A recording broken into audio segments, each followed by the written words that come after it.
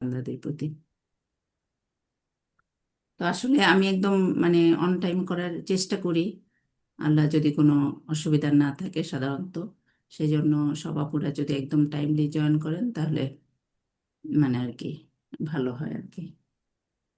তো আজকে আমাদের প্রথম ক্লাস। আসলে আমরা 1 মাসের একটা প্রোগ্রাম নিছি। 1 মাসে আসলে যে কোনো জিনিস একটা মানে শেখানো একটু কঠিনই।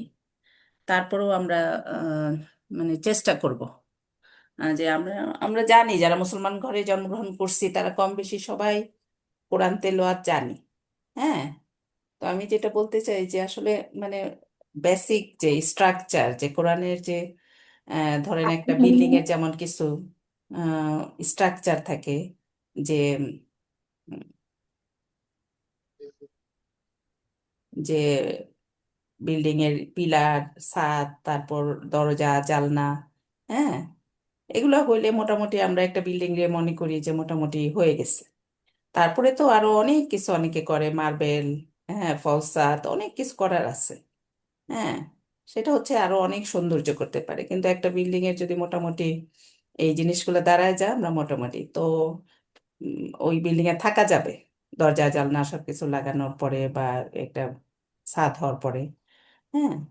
তো এরকম সবকিছুর ক্ষেত্রে যেমন কোরআনের বেসিক বেসিক যে জিনিসগুলা যদি আমরা চিন্তা করি যে মানে আমরা বলবো এগুলা, যে সেই জিনিসগুলো যদি আমরা জানি, একদম যদি স্ট্রংলি জানি, আমি জাস্ট এই 1 মাসে 12টা ক্লাসে আমি এই এই স্ট্রংলি এই কথাগুলোই আমি বলতে চাই যে একদম বেসিক গুলা জানবো, যেখানে আমরা মোটামুটি এবং এটাকে সৌন্দর্যমণ্ডিত কোরআন তেলাওয়াত অনেকের অনেক সুন্দর হয়, সৌন্দর্যমণ্ডিত করার জন্য অনেক কিছু করা যায়।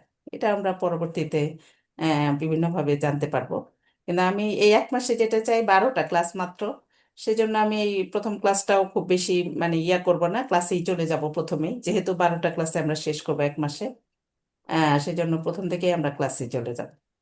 ঠিক আছে। আপা, হুম। আসসালামু আলাইকুম। কি 6টা শুরু? আমি তো জেগেই আছি অনেকক্ষণ ধরে। কখন শুরু করছেন? জি, এই 6টায়, এখনই 6টায়। যে আমি একটু লিঙ্কটাতে একটু ভুলে 6:30 হয়তো লিখে ফেলছিলাম, কিন্তু পরে সব জায়গায় আপা, 6টায় দিচ্ছি। কিন্তু পৌনে 6টায় হইলে ভালো হয় না নাকি? আচ্ছা, ও ঠিক না, আছে। আমরা একটা টাইম ঠিক করছি, 12টা দিন তো। আপনারা একটু আচ্ছা। একটু আচ্ছা, কষ্ট ঠিক করেন, আছে, কারণ এতদিন কিছুদিনের আস্তে আস্তে। মধ্যেই দেখা যাবে যে পৌনে 6টা হ্যাঁ, পর্যন্ত হ্যাঁ, হ্যাঁ, আমাদের নামাজের সময় অনেকে তাসবিহ তেলাওয়াত একটু করেন। ঠিক। এই জন্য সব হ্যাঁ, মিলে ঠিক আছে আপা, ঠিক আমি আছে, হ্যাঁ, হ্যাঁ, 6টায় আসেন, ঠিক ঠিক করছি। আছে। হ্যাঁ। জি, জি, আর আসসালাম। আপনারা এই কথা বলবেন ক্লাস শেষে। হ্যাঁ। 30 মিনিট পরে কথা বলবেন। ঠিক আছে। আচ্ছা। এখন আমাদের যে একটু কোরআন তেলাওয়াত দিয়ে শুরু করতে চাইছিলাম। যিনি কোরআন তেলাওয়াত করবেন সে মেসেজ দিচ্ছে যে সে ঢুকতে পারতেছে না। কেন ঢুকতে পারতেছে না আমি বুঝতেছি না। সবাই তো আপনারা কিছু জন তো ঢুকছে, আর বাকিরা কি ঢুকতে পারতেছে কিনা। এখন আপনাদের মধ্যে কি কেউ কোরআন তেলাওয়াত করবেন আপুরা?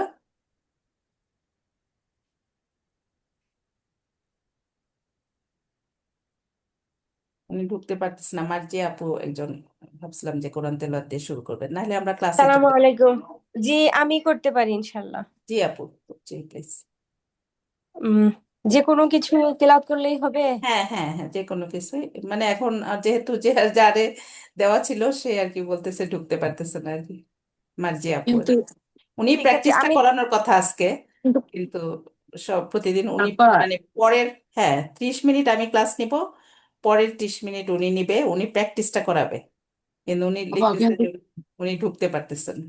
ঠিক এখন আছে, যদি আমি ওনাকে তাহলে সূরা ঢুকানোর জন্য আমি ফাত- চেষ্টা করতে থাকি তাহলে আমাদের ক্লাসের সময় অনেকটাই চলে যাবে। ঠিক আছে, আমি তাহলে সূরা ফাতিহাটা তিলাওয়াত করি। হ্যাঁ, হ্যাঁ, জি, জি, জি। ঠিক আছে। আউযু বিল্লাহি মিনাশ শাইতানির রাজিম। বিসমিল্লাহির রহমানির রহিম। আলহামদুলিল্লাহি রাব্বিল আলামিন। আর রহমানির রহিম। مالك يوم الدين. إياك نعبد وإياك نستعين. اهدنا الصراط المستقيم. صراط الذين أنعمت عليهم غير المغضوب عليهم ولا الضالين. ولا الضالين آمين صدق الله العظيم জি আলহামদুলিল্লাহ আপুর স্বেচ্ছাপ্রণোদিত কোরআন তেলাওয়াতের জন্য। আসলে আমরা সবাই কম বেশি পারি, তারপরেও আমরা চাই যে আরেকটু আরেকটু সঠিক আরেকটু সঠিক, এইভাবে আমরা নিজেদের আল্লাহর কাছে আগায় নিয়ে যাব। সবাই এখানে যারা জয়েন করছেন অনেকেই অনেক ট্রেনিং করছেন, অনেকেই সবাই সবকিছু পারি। হ্যাঁ, তারপরেও সবার আগ্রহের শেষ নাই যে আমাদের কোরআনের সাথে অ্যাটাচমেন্ট বাড়ানোর জন্য আমরা আরো চেষ্টা করি। হ্যাঁ, তো এটা এই যে আপু যে পড়লো, আলহামদুলিল্লাহ অনেক সুন্দর, সুরও অনেক সুন্দর। তো আমরা এখন ক্লাসে চলে যাই। তো সবাই মিউট থাকবেন, যদি কোশ্চেন থাকে আমার ক্লাস শেষে কথা বলবেন, ঠিক আছে? একটু কোশ্চেনটা একটু লিখে রাখবেন, সবাই একটু মিউট থাকবেন দয়া করে। সবাইকে আমি মিউট করে দিলাম।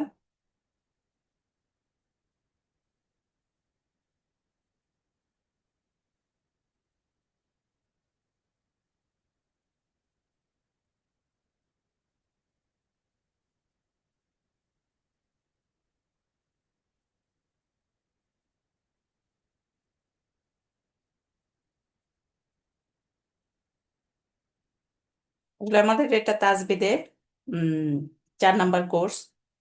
যদিও মূলত আমরা ভাষার কোর্স বেশি নেই, তারপরেও আসলে আমাদের তেলোয়াতটা মানে আহ, মানে সঠিক করার জন্য আমাদের এই রুলস গুলা বারবারই আমাদের জানতে হয়, সেই জন্য আমি মাঝে মাঝে এটা নিয়ে থাকি। হ্যাঁ, তো এটা 4 নাম্বার কোর্সে আপনারা যারা জয়েন করেছেন তাদের সবাইকে স্বাগতম। আর তাজবিদটা হচ্ছে যে এটা মানে মানে সঠিকভাবে তেলাওয়াতের নিয়মটা, এটা আর কি সুন্দরভাবে কোরআন তেলাওয়াত পড়া এবং ধীরে ধীরে তার তিলের সাথে পড়া। হ্যাঁ, এটা সূরা মুজাম্মিলে আছে। হ্যাঁ, সূরা মুজাম্মিলের 4 নাম্বার আয়াতে আছে, তার তিলার সাথে পড়বেন, এটা আমাদের বলা হয়েছে। তারপরে এখানে আমি যে 5টা জিনিস মূলত বলবো: অক্ষর পরিচিতি, মাদ টান, গুণনা, মাখরাজ, অক্ফ। এই জিনিসগুলো আমরা কম বেশি সবাই জানি, ঠিক আছে? কিন্তু আমরা আরেকটু আরেকটু মানে দেখি এই 1 মাসে আরেকটু কারো কতটুকু সবাই আমাদের ফেসবুকে ইয়াতে আমি ইয়া দিয়ে দিব, কি বলে ওটা, রেকর্ডিং গুলো ওখানে দিয়ে দিব। আপনারা ওটার সাথে অ্যাটাচ থাকবেন। আমি লিঙ্কটাও দিয়ে দিব যারা অ্যাটাচ হন নাই এখনো। এবং ওইখানে আপনারা সবাই জানাবেন যে কি আপনাদের মানে কোনো রকম মানে কোর্স শেষে বা কোর্সের মাঝখানে জানাইতে পারবেন যে আপনাদের আসলেই কোনো রকম মানে এখানে ইমপ্রুভমেন্ট হয়েছে কিনা, ঠিক আছে? তো এটা আমরা যেটা জানি। আচ্ছা, প্রথম ধাপে যাওয়ার আগে আমি যেটা বলতে চাই, তাজবিদের যেটা মেইন জিনিস যেটা, যে ওই যে যেটা আমি বললাম যে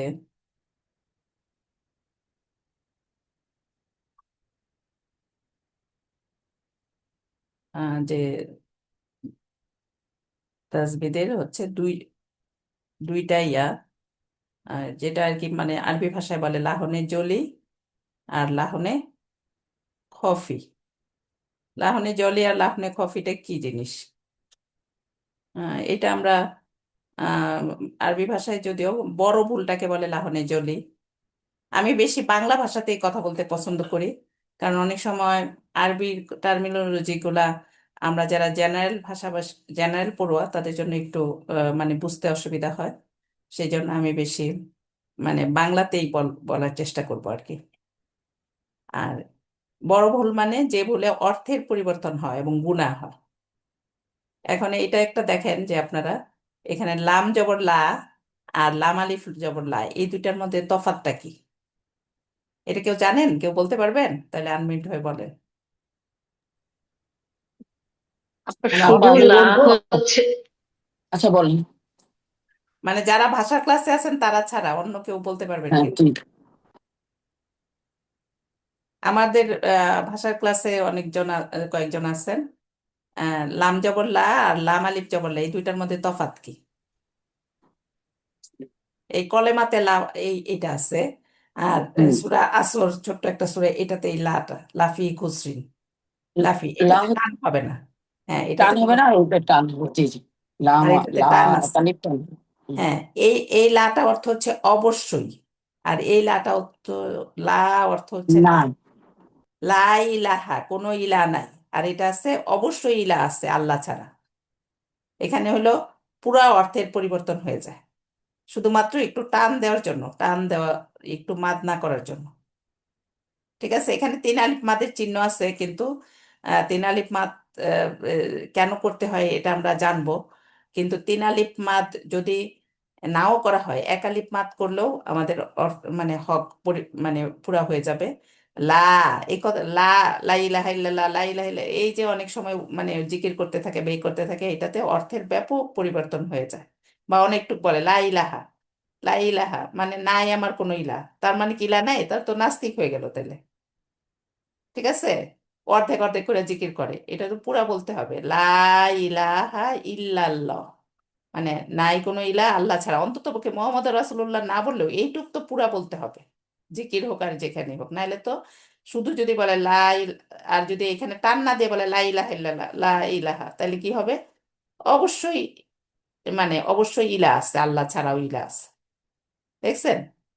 তো এই যে এটা এটা হলো বড় ভুল, এর জন্য মাত্রা অনেক ভালো করে জানতে হবে। আহ মাখরাজটাও ভালো করে মানে বুঝতে হবে, অন্তত পক্ষে উচ্চারণে একটু হলো মাখরাজটাও, কারণ একই, যেমন আমরা যদি বলি আমার উম, মানে বাংলা ভাষায় যদি বলি যে আমার জ্বর হইছে, কিন্তু এটা না বলে যদি বলি ঝড় হইছে, হ্যাঁ, তাহলে কি হবে? কিন্তু বাংলা, যেহেতু আমরা বাংলা ভাষাভাষী, জ্বর আর ঝড়ের কি পার্থক্য এটা আমরা অটোমেটিক জিহ্বা দিয়ে উচ্চারিত হয়ে যায়। কিন্তু এরকম জিম, জাল, ঝা, এরকম তিনটা আছে, পরে সিনের ক্ষেত্রেও সিন, শিন, সোয়াত, সা, এরকম চারটা আছে। এরকম যদি আমরা উচ্চারণে ভুল করি, তাহলে দেখা যাবে যে জ্বর আর ঝড়ের মতো হয়ে যাবে। হ্যাঁ, যদিও মানে একই উচ্চারণ মনে হয়, কিন্তু বাংলা ভাষাভাষী আমরা বুঝি, আমরা কেউ বলবো না জ্বর আসলে বলবো না যে আমাদের ঝড় আসছে, বা ঝড় আসলে বলবো না যে জ্বর আসছে, তাই না?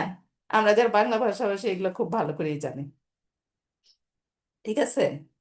আর ছোট ভুল যেগুলা, যেগুলোতে অর্থের পরিবর্তন হয় না, বা সেগুলা হচ্ছে ওই যে গুণনা, যদিও সৌন্দর্যের জন্য, তারপরেও এগুলাতে অর্থের পরিবর্তন হয় না। হ্যাঁ, গুণনা বা আরো ছোট ছোট যেগুলো ভুল আছে, হ্যাঁ, এটা আরো আরো সুন্দর করার জন্য। কিন্তু বড় ভুল যেগুলো উচ্চারণ, মাখরাজ এবং মাদ, এই এই দুইটা, বা ওয়াকফের ক্ষেত্রে, কিছু ক্ষেত্রে যেগুলো নিয়ম কানুন আছে, এগুলো আমাদের পড়তে হবে ঠিকভাবে। হ্যাঁ, তা এখন অক্ষর তো এই পাঁচটা মূল বিষয়ের উপর আমরা মোটামুটি একটু আইডিয়া নিব। সবাই অনেক কিছু জানেন, আমি মনে করি এখানে যারা আসছেন তাদের সবাই কম বেশি অনেক কিছুই জানেন, কিন্তু জাস্ট আবার রিফ্রেশও হতে পারে, জাস্ট আবার নিয়মগুলো, আবার রুলসগুলা আবার মাথায় নেয়ার জন্য, আর কোনো কিছু না। ঠিক আছে। আর এই যে অক্ষর পরিচিতি, অক্ষর পরিচিতি আমরা ছোট থেকে আলিফ বা তা সা চিনি, এখানে অক্ষর পরিচিতি বলতে মানে অক্ষরগুলার প্রতিটা আরবি, প্রতিটা অক্ষরের অনেক সিফাত বা গুণ আছে, সেই গুণগুলাকে আমরা কয়েকটা গুণ আমরা পড়ার চেষ্টা করব। এটা যারা জানেন তো জানেন, যারা জানেন না তাদের জন্য হয়তো কিছুটা। আর মাপ টান তো আপনারা বুঝেন, গুণনাও বুঝেন, আর মাখরাজটাও বুঝেন। মাখরাজটা আমি একটু পরে রাখছিলাম, কারণ মাখরাজটাই হচ্ছে বড়। হ্যাঁ, কিন্তু এটা আমাদের ভালো করে জানতে হবে। এটা পড়তে পড়তে অনেক কোর্সে দেখা যায় যে অনেকে ঝামেলা চলে আসে, মহিলাদের বিশেষ করে, পরে দেখা যায় যে এই এই জিনিসগুলো ক্লিয়ার হয় না। এই জন্য আমি একটু মাখরাজটা পরে রাখছিলাম আর কি, সিরিয়ালি। কিন্তু আসলে মাখরাজটা সবার উপরেই থাকা উচিত আর কি। কিন্তু দেখা যায় যে সব কোর্সেই দেখা যায় যে অনেকেই বলে যে মাখরাজ পড়তে পড়তে আমরা আর পরের গুলা দেখা যায় যে ঝামেলার জন্য করতে পারি নাই, বা কিছু ক্লাসগুলো করতে পারি নাই। হ্যাঁ, যেমন মাদ টান এগুলো আমি 2 দিনে বা একদিনে আমার মনে হয় শেষ হয়ে যাবে। গুণনা এটাও 2-3 দিন লাগতে পারে, কিন্তু মাখরাজটা একটু বেশি সময় লাগে। হ্যাঁ, যেহেতু আমাদের 12টা ক্লাস, সেই জন্য আমি একটু ভিন্নভাবে পড়ানোর চেষ্টা করব, যেন সময়টা একটু কম লাগে। আচ্ছা। আচ্ছা, অক্ষর পরিচিতি কি? এগুলো আমরা সবাই, আলিফ বা তা সা সবাই চিনি। এখন খালি আমি একটা সিফাতের কথা বলবো, যে কিছু হরফে জবর দিলেও আকারের মতো উচ্চারণ হয় না, বা জের বা পেশ দিলেও একটু ভারী করে উচ্চারণ হয়। হ্যাঁ, সেই সেই হরফগুলা কি কি? সবাই দেখেন যে যদি আমি বলি হরফ ইস্তেলিয়া বা মোটা হরফ, যারা কোর্স করছে তারা বলার চেষ্টা করে, কিন্তু 7টা পর্যন্ত আসতে পারে না। তো এখানে আমি একটা টিপসের চেষ্টা করছি, যে কি টিপস দিব এই 7টা মনে রাখার জন্য, কি কি টিপস।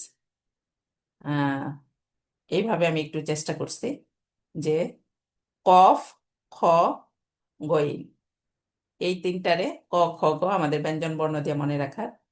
আমি যেহেতু বাংলা ভাষাভাষী, আমাদের বাংলা ভাষাটা আমাদের বেশি, আর বাকি 4টা হচ্ছে পাশাপাশি আমাদের, সোয়াদ, দোয়াত, তোয়া, জ। হ্যাঁ, এভাবে যদি মনে রাখি দেখবেন আপনাদের মনে খুব মানে মনে রাখার জন্য জাস্ট এটা, আর কিছু না। কফ, কফ আর কাফ তো দুইটা আছে, এখানে আমরা কফ, খ, গইন, ক, খ, গ দিয়ে, আর 4টা হচ্ছে পাশাপাশি, স, দ, ত, ল। ঠিক আছে। আচ্ছা, আর হচ্ছে লাম আর র সব জায়গায় মোটা, সব জায়গায় চিকন হবে না, কোথাও মোটা কোথায় চিকন, এটা আপনারা জানবেন। লামটা শুধু আল্লাহ শব্দে, তারপরেও কিছুটা ইয়ে আছে। আর রটা কোথায় কোথায়, এটা অনেক বড় করে লিখছে, কিন্তু এত বড় করে শেখার আমার মনে হয় দরকার নাই। আপনাদের এটা দিলাম যে কালকে ধরবো এটা। আর যদি আমাকে বলে দিতে বলেন আমি বলেও দিতে পারবো, কিন্তু হচ্ছে যে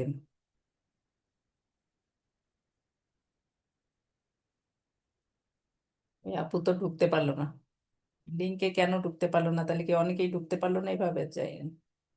লিঙ্কে তো না ঢোকার কোনো কারণ নেই, একজন যদি ঢুকতে পারে তো এটা তো। আচ্ছা,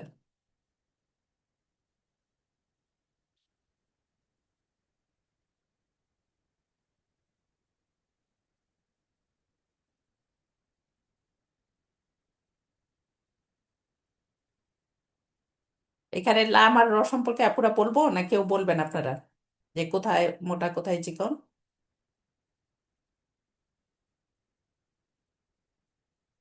কেউ কি জানেন?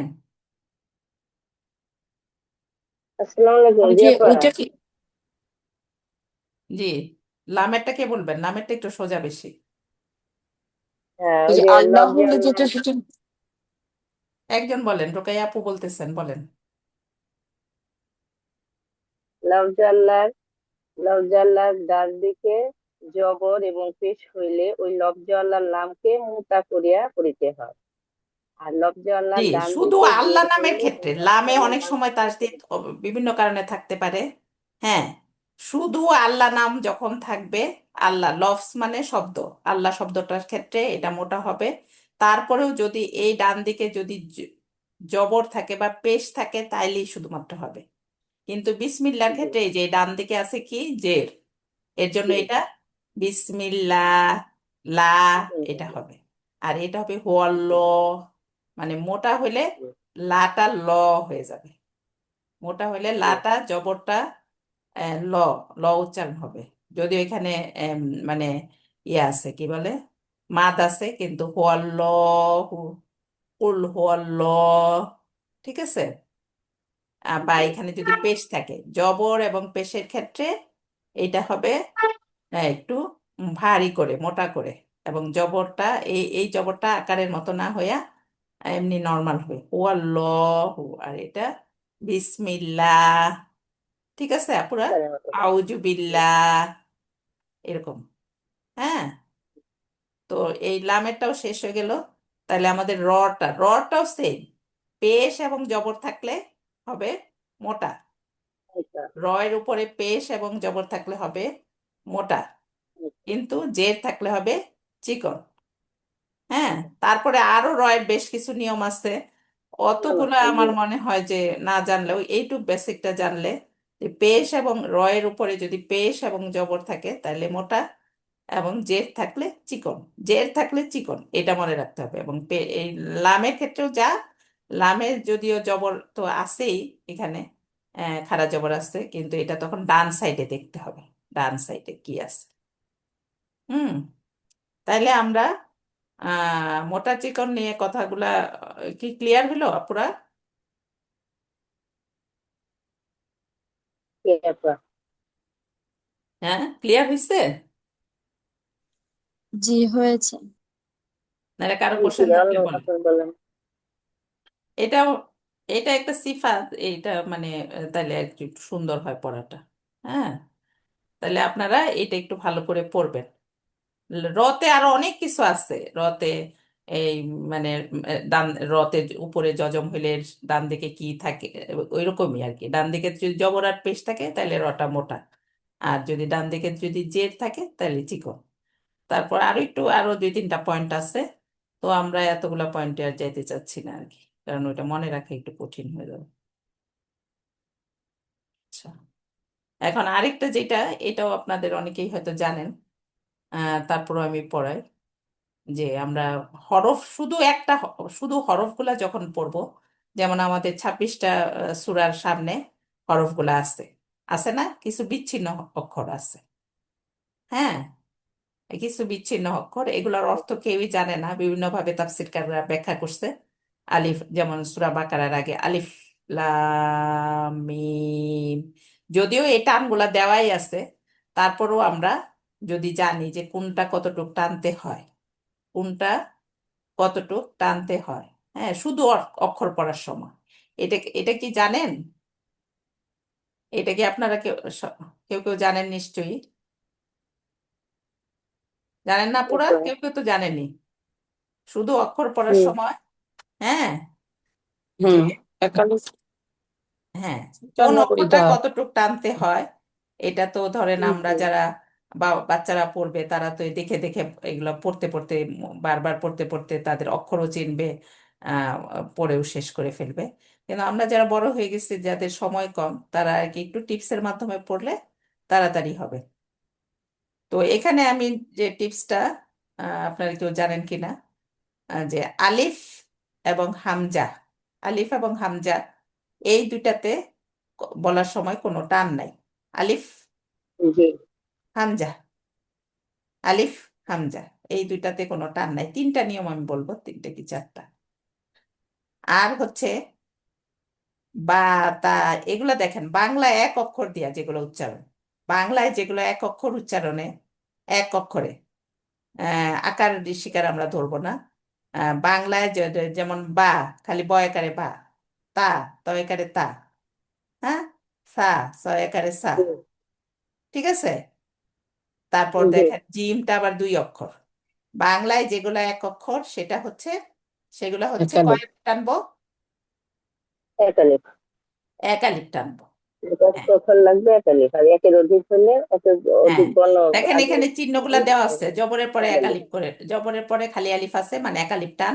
এবং এখানে টানের জন্যই যে দুইটা করে দাড়ি দেওয়া, দুইটা করে দাড়ির মতো মানে আকার দেওয়া আছে, ঠিক আছে, বাংলাতে বোঝানোর জন্য। কিন্তু যখন দুই বা তিন অক্ষর হবে, যেমন জিম হচ্ছে তিন অক্ষর, আইন হচ্ছে, জিম দুই অক্ষর, আইন হচ্ছে তিন অক্ষর, ঠিক আছে, গইন তিন অক্ষর, এগুলা যখন হবে দেখেন মাঝখানে ডট ডট দেওয়া, মাঝখানে ডট ডট, এবং এখানে চার আলিফের চিহ্ন দেওয়া, হ্যাঁ চার। চার আলিফের চিহ্ন। তাহলে কি হলো, দুই বা তিন অক্ষরের হইলে সেগুলাকে আমরা চার আলিফ টেনে পড়বো, শুধু যখন অক্ষর পড়বো, শুধু জি যখন অক্ষর। অক্ষরগুলা কোথায় আছে? বিচ্ছিন্ন অক্ষরগুলা আমাদের কোরআনের অনেক সূরার প্রথমে আছে দেখবেন। শুরুরাত। যদিও ওগুলাতে দেওয়াই থাকে, তারপরও হয়তো কোথাও নাও থাকতে পারে। রুলসটা জানলে আমাদের, আমাদের যদি দেওয়া নাও থাকে, এই যে চার আলিফের চিহ্ন সাধারণত দেওয়াই থাকে মোটা করে, কিন্তু না দেওয়া থাকলেও আমরা জিনিসটা আমরা পড়তে পারবো। হ্যাঁ, এই যে কফ, দেখেন বানান করে পড়, কফ, হ্যাঁ, নুন, এই যে সূরা কলমে 68 নম্বর সূরায় আছে নুন, খালি নুন, সব নুনটা আছে। হ্যাঁ, আর সূরা বাকারাতে, সূরা ইমরানে তো আলিফ, আলিফ লাম, তারপর মিম, এই দুইটাই, লাম টেনে আবার গুণনা করে মিম টানতে হবে। কেন এটা আপনারা, গুণনা যদি আমরা ক্লিয়ার থাকে তাহলে এটা আমরা বুঝতে পারবো কেন এখানে গুণনাটা আসবে, জি ঠিক আছে। তাহলে কয়টা নিয়ম জি হলো?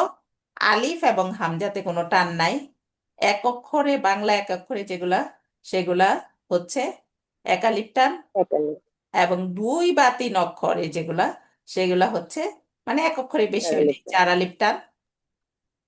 কিন্তু তিনটা নিয়ম বললাম তাই না?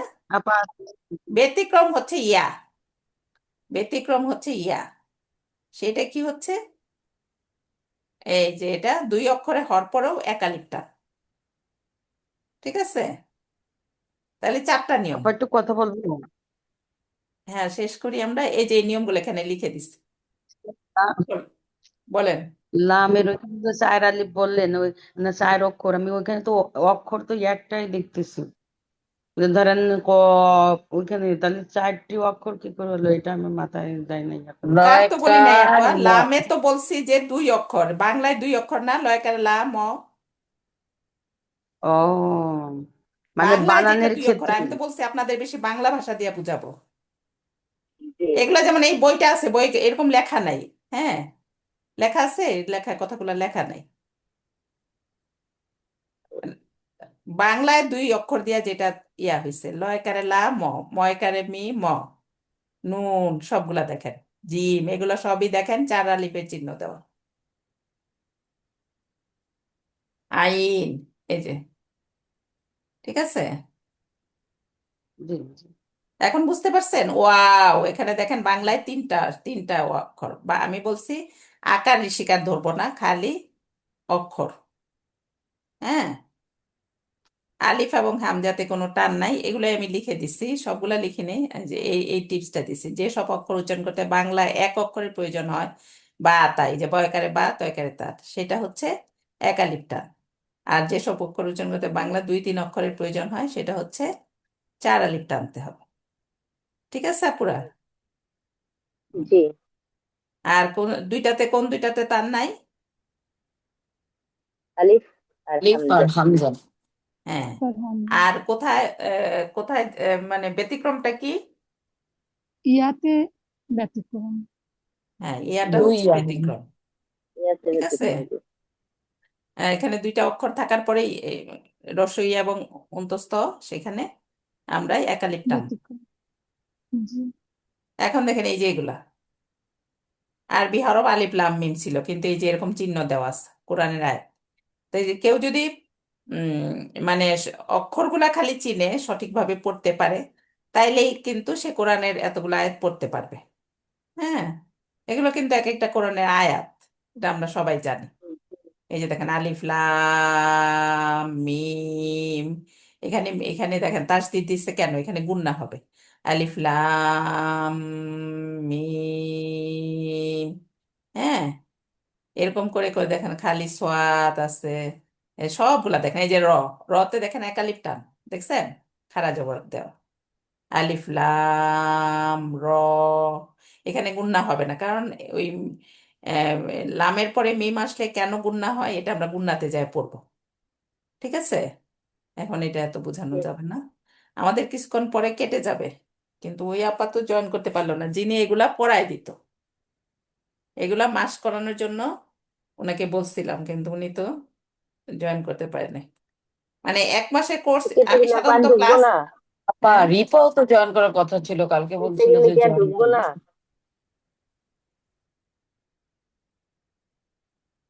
হ্যাঁ, বলি কি লাইন কেটে গেলে কি আর ঢুকবো না? আজকে আজকে না না আপা, 40 মিনিটই ভালো লাগে। হ্যাঁ হ্যাঁ, আপারা ওই যে 40 মিনিট ক্লাস করে, মানে যেহেতু আমি এক মাসের ক্লাস, সেহেতু মানে মাস করানোর জন্য ওনাকে ওনাকে বলছিলাম যে আপনি পরের আধা ঘন্টা, যারা মাস করতে চায় তারা করবে। ঠিক আছে। হ্যাঁ, জি। যারা মাস করতে চায়, কারণ মাস না করলে মানে আসলে জিনিসটা আসলে পরে মানে সঠিকভাবে ইয়া বুঝতে হয় হবে না, না। নিয়ম রুলস জানি, জি। রুলস গুলো অ্যাপ্লাই করতে না পারলে তো আর হয় না। ঠিক আছে, এর জন্য হয় ওনাকে না, জি। বলছিলাম মাস আপা জয়েন। মাস, মাস নাকি কি ভুলে গেলাম যে। মাস্ক মানে বারবার পড়ানো, এটাই ধরেন আপনার থেকে আচ্ছা আচ্ছা, উনি তাই বুঝতে পড়াবে, পেরেছি। তিনবার করে জি পড়াবে, বুঝতে পেরেছি। তারপর জি। আপনার থেকে জি, পড়া জি। নিবে, সবার থেকে পড়া নিতে নিতে এগুলো একদম মাথায় ঢুকে যাবে। ঠিক আছে, যেমন এখানে ধরেন এই যে লাম মিম, এই যে এগুলা, এগুলো কিন্তু কোরআনের আয়াত। ঠিক আছে, এই যে জি, দেখেন ত জি। হা, এগুলা দেখেন একালিপ করে টান। হ্যাঁ, তারপর ত সিন মিম। হ্যাঁ, এগুলো দেখেন সবগুলাই একালিপ করে টান। মানে যেটা এক বাংলা এক অক্ষরে, সেটা আমরা তো মাথায় ঢুকাইলাম যে রুলসটা এটা, কিন্তু আরবি যেটা হয় যে পড়তে পড়তে আরো মাথায় ঢুকাইতে হবে। ঠিক আছে। এই যে এই যে কোরআন, সম্পূর্ণ কোরআন শিখার পূর্ব পর্যন্ত প্রতিদিন উক্ত আয়াতগুলো তিলাওয়াত করুন, এতে কোরআন তিলাওয়াতের সওয়াব হবে। হ্যাঁ, রাইটার এটা বলছে যে এগুলা কিন্তু আয়াত, তাহলে কোরআন তেলাওয়াতের সওয়াব সওয়াব পেয়ে যাব আমরা। আর সবাই আমরা এখানে যারা আছি সবাই যেহেতু বড়, সবাই আমরা কোরআন পড়ি, কোরআনের সাথে ভালোবাসা আছে, সবাই আমরা পড়ি। এখানে আমরা জয়েন করছি যে আমাদের আরেকটু রিফাইন হওয়ার জন্য। হ্যাঁ, কারণ যে আপা জয়েন করছেন একজন তো মোয়াল্লেমা ট্রেনিংও করছেন, এবং অনেকেই এখন তো অনলাইনে অনেক জায়গায় সব জায়গায় ট্রেনিং থাকে, অনেকেই করছেন বা বাসায় রেখে পড়েন। ঠিক আছে, এটা হলো এটা, এইটা গেল। তাহলে কোন অক্ষর কতটুকু টানতে হবে, হোমওয়ার্ক। হ্যাঁ, আমরা জিনিসগুলো জানলাম, কিন্তু আপনারা খাতায় লিখে গ্রুপে দিয়ে দিবেন, ছবি উঠায়। হ্যাঁ, একটা খাতা বানাবেন সবাই, সবাই এই 1 মাস উপলক্ষে একটা খাতা বানাবেন, ডেট দিয়া কোন ডেটে কি পড়লেন ওইটা একটু লিখবেন। দেখবেন যে আবার হয়তো 2 বছর পরে এটা একটু কাজে লাগবে, যে এই যে টিপসগুলো শিখছিলাম, বা কাউকে যদি পড়ান, হ্যাঁ হয়তো কিছুটা কাজে লাগতেও পারে। ঠিক আছে, সেজন্য সবাই একটা সুন্দর করে একটা খাতা বানাবেন। হুম, যারা এত কষ্ট করে সকাল সকালে অনেক সময় আমরা যারা নামাজ পড়ি, নামাজ পড়েও অনেকে ঘুমাই। হ্যাঁ, কিন্তু সেই ঘুমটা আসলে আমাদের মানে শরীর এবং সবার জন্য কোনো ভালো কিছু না। ঠিক আছে, কিন্তু হুম, আমরা সেই জন্যই আমি সকালে রাখছি। সকালে সবাই পারবে না, যারা পারবে, হ্যাঁ সুন্দর হয়েছে উত্তম সময়। সেটাই হয়তো আপা আমাদের কাজে কালকেও দিবে। তো ক্লাস আছে না আপা? হ্যাঁ, কালকে পরশু 3 দিনই পর পর। ঠিক হুম। আছে, আরেকটা জিনিস, আমরা তো ওয়ার্ডগুলায় মানে শব্দগুলায় এই যে অক্ষরগুলো এইভাবে চিনি, চেনার পরে দেখা যায় যে পড়তে গেলে পারতেছি না। হ্যাঁ, কেন জানি মনে হইতেছে সব এরকম কেন। তো এইটাও আমাদের একটু খেয়াল করতে হবে যে কিছু কিছু অক্ষর মাঝখানে বা প্রথমে একটু ভিন্ন রকম হয়ে যায় যখন লেখা হয়, একসাথে জোড়া লাগায় যখন লেখা হয়। হুম, তখন দেখা যায় যে খালি একটু দিয়া একটা, তখন আমরা চিনি না। তো এই জিনিসটাও আমাদের একটু ভালো করে চিনাইতে হবে, চিনতে হবে। আমরা লিখতে গেলে আপনারা লেখার জায়গায়, আমার কিছুদিন আগে একজন খুব ভালোই মোটামুটি পারে, আমার পরিচিত, কিন্তু সে খালি বলে যে আমি তো পড়তে গেলে পারি না। তখন তারে যখন বললাম যে এই যে এই অক্ষর, এই যে আইন গাইন, এই যে এখানে যে মানে, আপা আমারও তো সেম হয়, কোরআন পড়তে গেলে ওই যে অথচ শিখেছি কিন্তু মাত্র, তারপরে দেখি যে ওই যে ইয়ে হয়ে যায়, আগের মতোই পড়ে ফেলে, বুঝছেন? হ্যাঁ হ্যাঁ, যাই হোক, চেষ্টা করতে করতে আল্লাহ হয়তো ইয়া দিবে, বরকত দিবে। কিন্তু আপু এই যে আমার লাস্টে মানে, হরফের উচ্চারণে প্রবলেম হয়। হ্যাঁ, যেমন মনে করেন যে লাস্টে এটা যাইয়া কাকু। মানে প্রথমে ইংলিশে প্রথম অক্ষরে বড় অক্ষরগুলা থাকে, মানে যে অক্ষরগুলা আমরা প্রথম শিখি। হ্যাঁ, ছোট অক্ষরগুলা পরে থাকে, কিন্তু আরবিতে লাস্টে যায় এই যে এরকম বড় অক্ষরের মতো, যেটা আমরা প্রথম শিখছি এগুলা লাস্টে যখন হয় তখন হবে। কিন্তু প্রথমে এবং মাঝে এর রূপটা অনেক সময় চেঞ্জ হয়ে যায়। এই যে এই রূপগুলা, যে এই যে কাফের দেখেন, এই যে মধ্যেখানে পেঁচানো কাফ, হ্যাঁ, এটাতে দেখা গেছে যে এই যে এটা এরকম বেঁকে একটা কাফ আসলো। হায়ের যেমন হুম, হায়ের যেমন 7টা রূপ আছে, খালি একটু এই যে এরকম করে একটা রূপ আছে। ঠিক আছে, এই যে দেখেন 7টা রূপ, না, 2টি বলতে এখানে না, হায়ের আমি 7টা রূপ অন্য জায়গায় আমি ইয়ে করছি। তো এই জিনিসগুলো আমাদের চিনতে হবে। আমরা যদি এরকম না চিনি তখন আমাদের পড়তে গেলে আমাদের অন্যের উপর ডিপেন্ড থাকতে হয়। আমার আমার কথা হলো যে আপনি মানে তাজবিদ অন্ততপক্ষে এইটুক জানবেন, অন্ততপক্ষে আমাদের এইটুক জানা উচিত যেন আমরা নিজেরা নিজেরা পড়তে পারি। হ্যাঁ, দেখে দেখে যেন আমরা নিজেরা পড়তে পারি। হ্যাঁ, এবং মুখস্থ করার ইচ্ছা হলে যেন আমরা মুখস্থ করতে পারি। এইটুক তাজবিদ আমাদের অন্ততপক্ষে জানতে হবে। তারপরে আমি যে তাজবিদটা মানে মানে সুর বা লয় বা গুণনাগুলো এগুলো সঠিকভাবে করতেছি কিনা, এইগুলো আমাদের মানে ইয়ে করতে হবে। আচ্ছা, আমাদের আর 1 মিনিট সময় আছে। তো আজকে এইটুকুই অক্ষর পরিচিতির মধ্যে আমি যেটা বলি যে এই জিনিসটা, এটা এক দাঁত দিয়ে কিছু অক্ষর আছে, যেমন খালি একটা দাঁতের উপর খালি ফোঁটা দিয়ে আমরা বুঝবো যে এগুলা। হ্যাঁ, বা, তা, সা, হুম, তারপর নুন, ইয়া। হ্যাঁ, তো এরকম মানে তারপর একটা উল্টা দাঁত, মানে খালি একটু উল্টা ভাবে ইয়া করে এরকম। তো এই জিনিসগুলো আমরা আসলে আপা প্র্যাকটিস করাইতে চাইছিলাম। মানে আপা যখন আপা এগুলো ছোট করে আপা থাকে ওই তখন দোয়াদের ওই আবার জায়গায় টান হয় না, সোয়াদ, না? সোয়াদের সিঙ্গেল ওখানে আমি যখন বুঝতে থাকে তখন টান হয় না আপা? পারি না। কোনটা? সোয়াদ, ওই যে সোয়াদ দোয়া, সোয়াদের ওই জায়গায় কি বানান লিখছেন ওইটা তো বুঝতেছি না আমি। সোয়াতের বানানটা বাংলা যে লিখছেন, মানে ওই যে আগে যে দেখাইছি সোয়াত, সেটা। এই যে বাংলাতে এখানে লিখছেন দেখা সেটা যাচ্ছে বললে। মধ্যাংশ, মধ্যাংশ দ, এটা আচ্ছা আচ্ছা, এটা ও আচ্ছা আচ্ছা। হুম, সৎ। হুম। সৎ আর কি, এটা আমার আমার লেখা নাই, এটা একটা মানে ইয়ার লেখা আর কি, একজন পরে ইয়া করছে, ওইটা থেকে আমি নিছি। হ্যাঁ, সৎ। এখানে দত বানানটা মধ্যাহ্ন দ লিখছে, দত। এভাবে বাংলায় তো আর আসলে আরবির প্রকৃত জিনিসটা আসে না। ঠিক আছে আপুরা, আমাদের সময় শেষ, আপা, আজকে আর প্র্যাকটিস না, আজকে আপা, প্রথম ক্লাস। একটা প্রশ্ন পরে থেকে আপা, যারা এই যে প্র্যাকটিস করতে চান ইনশাল্লাহ প্র্যাকটিস আপা, পরের আপা, ইয়াতে। এই যে হোমওয়ার্ক যে দিলেন, এটা হ্যাঁ যে কোন অক্ষর কতটুকু টান, এটা কিভাবে লিখবো? যে আলাদা আলাদা করে হরফগুলো হ্যাঁ লিখে হ্যাঁ হ্যাঁ এগুলো হ্যাঁ একালিক হ্যাঁ, টান, আর যে আলাদা আপা আলাদা করে টেক্সটটা লিখবেন, এগুলো টেক্সটটা আনালিক টান। লিখে